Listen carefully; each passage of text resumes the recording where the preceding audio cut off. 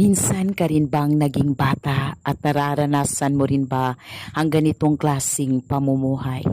Bakit ba apektado ako kapag nakakita ko ng mga batang ganito na kung saan naghahanap buhay sila para sa kanilang pamilya? Nang makita ko ang mga batang ito'y muling nanumbalik sa aking kaisipan ang aking kabataan na kung saan kailangan pa naming magtrabaho na 6 na magkakapatid para makakita kami ng pera, meron kaming makain at pantustos na rin sa aming pangangailangan, lalo na't kami ay nag-aaral. Kapag meron kaming benta or meron kaming kita sa lahat ng aming ginagawa, ibibigay namin ito agad-agad kay mama kasi wala kaming ibang hiling noon nung mga bata pa kami kundi makita namin ang aming nanay na nagiging masaya. Kaya ngayon kapag nakakita ko ng mga batang ganito, nakaka-relate talaga ako. Hindi ko lang talaga sila kayang pagmasdan kahit sa